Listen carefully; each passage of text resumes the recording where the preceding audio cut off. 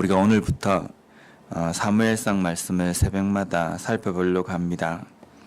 사무엘서는 사무엘의 아버지 엘가나와 그리고 어머니 한나에 대한 이야기부터 시작을 하고 있습니다.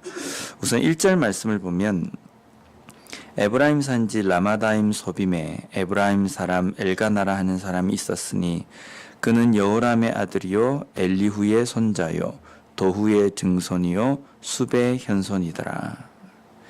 사무엘의 아버지 엘가나가 사는 곳이 에브라임 지경이다라고 성경은 말씀하고 있습니다.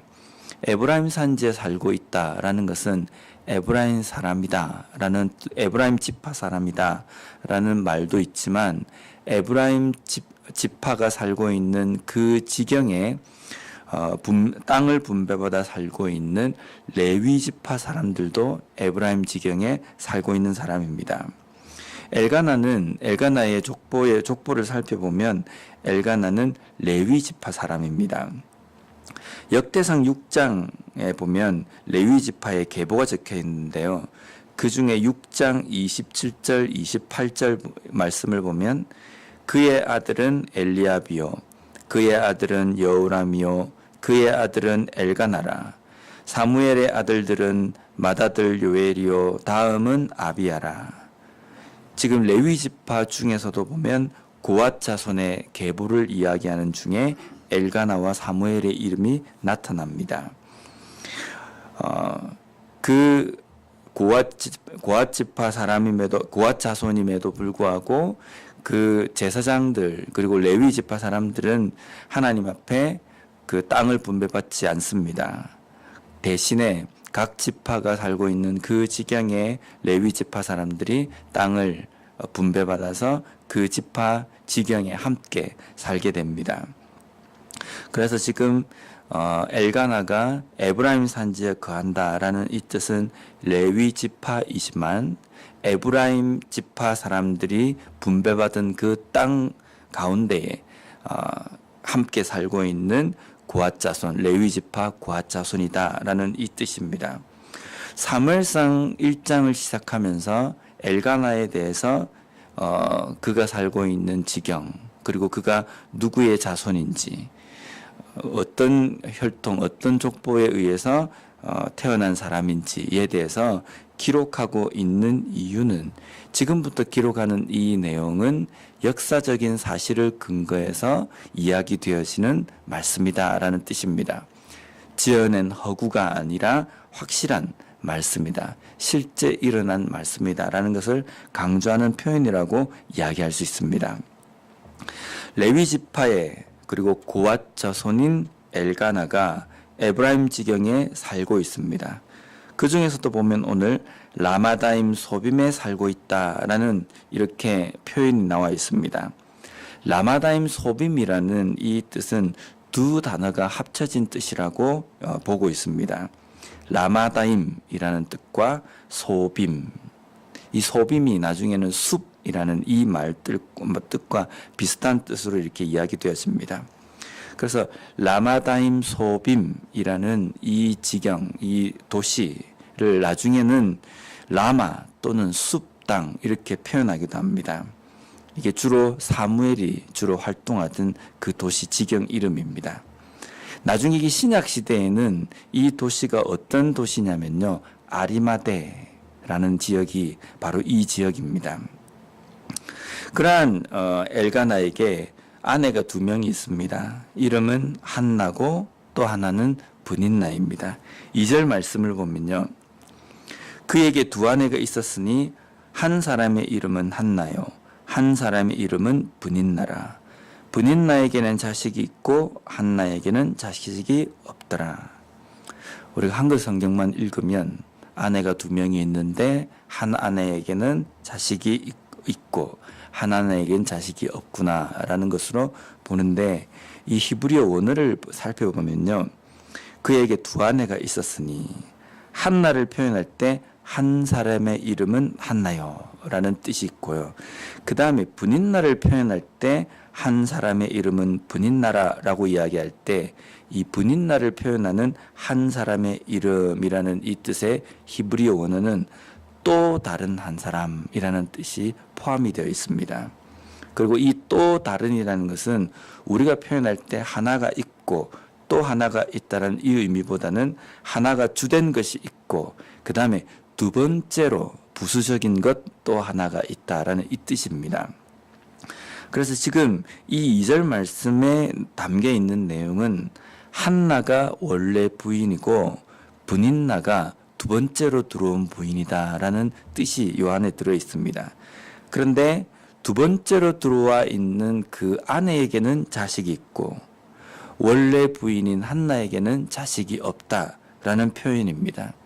이 2절 말씀만 보면은 앞으로 이어지는 내용이 이 한나와 그리고 브닛나에게 있는 이 일이 주된 어떤 사건을 일으키는 원인이 된다라는 이 의미가 요 2절 말씀에 포함이 되어 있습니다. 원래 부인이 자식이 없고 그 다음에 두 번째로 들어온 아내에게 자식이 있다. 그러면 우리가 생각을 해도 야 이거 두 여인들 간에 다툼이 있었겠구나. 어떤 시기와 질투가 있었겠구나라고 우리가 생각이 될 수 있습니다. 그런데 왜 레위 지파인 엘가나에게 아내가 두 명이 있었을까? 하나님께서는 일부 다처제를 인정하신 것일까? 성경에 보면 하나님께서 말씀하시는 부부의 원칙은 일부 일처제입니다. 일부 일처제이지만 하나님께서는 아브라함에게 그두라라는 첩이 있을 때에도 별로 말씀이 없으셨고 더군다나 야곱에게는 아내 둘 그리고 첩 둘이 있음에도 불구하고 하나님께서 야곱에게 왜 너가 아내를 또 두었느냐라고 책망하시는 것이 장면이 없습니다. 그래서 우리가 하나님께서는 일부 다처제를 인정하시는구나 라고 생각할 수 있습니다. 또 이스라엘 백성들에게 주신 율법에도 보면 신명기 21장 15절 말씀에 보면 이런 내용이 나옵니다. 어떤 사람이 두 아내를 두었는데 하나는 사랑을 받고 하나는 미움을 받다가 그 사랑을 받는 자와 미움을 받는 자가 둘 다 아들을 낳았다 하자. 그 미움을 받는 자의 아들이 장자이면 이러면서 그 장자들에게 어떻게 그 아버지가 기업을 물려줄 것인지에 대한 원칙을 이야기하고 있습니다.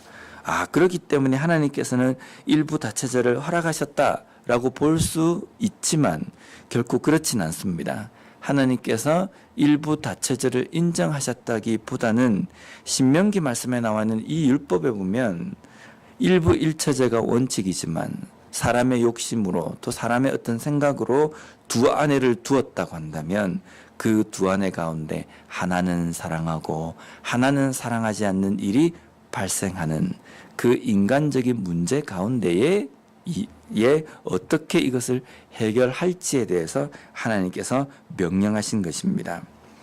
근데 오늘 레위 지파인 이 엘가나에게 두 아내가 있었다라는 것은 당시 어쩌면 시대적인 상황에 대해서 이야기해주고 있는 어떤 표현일 수도 있습니다. 왜냐하면 엘가나가 지금 살고 있는 이 시대를 사사시대의 말기라고 보고 있습니다.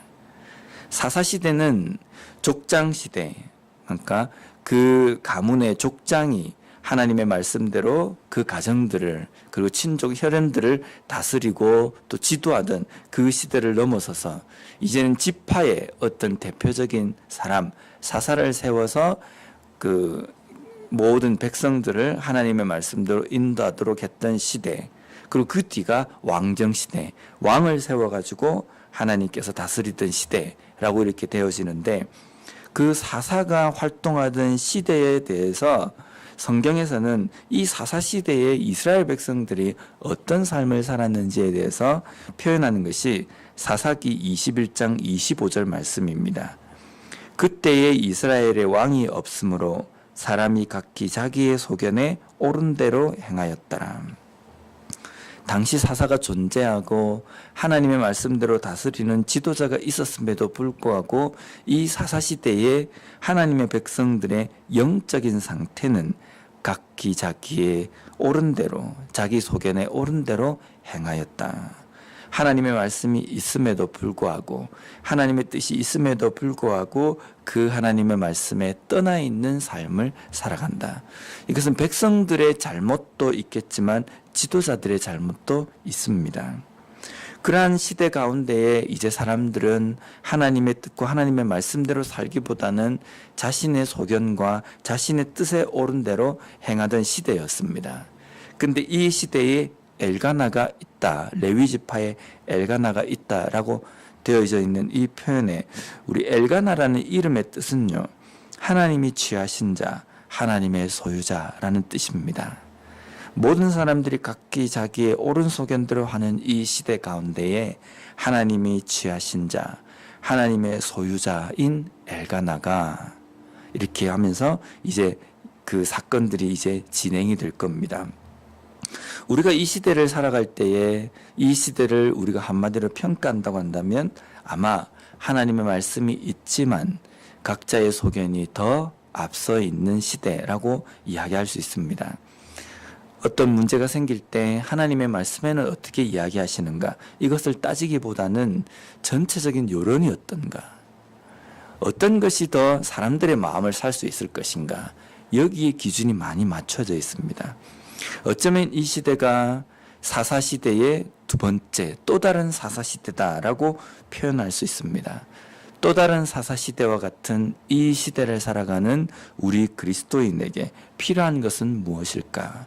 이 시대는 각자 자신이 옳은 소견, 사람이 볼 때에 인정하는 그러한 길대로 선택하는 시대, 그리고 사람들의 호감을 얻는 그러한 것에 집중되어 있는 이 시대 가운데 제대로 살아간다는 것은 하나님의 말씀대로 살아가는 겁니다.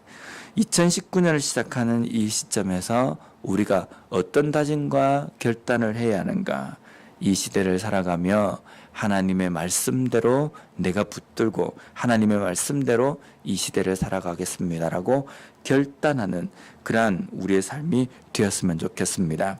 하나님의 말씀대로 하나님의 말씀을 내 삶 가운데 바로 세우고, 그리고 그것이 내 인생의 기준이 되어지고 그것으로 인하여서 내 삶을 살아가겠다라고 다시 한번 결단함으로 인하여서 2019년을 시작하는 이 시점에 하나님의 말씀과 시작하는 우리 모두가 되었으면 좋겠습니다.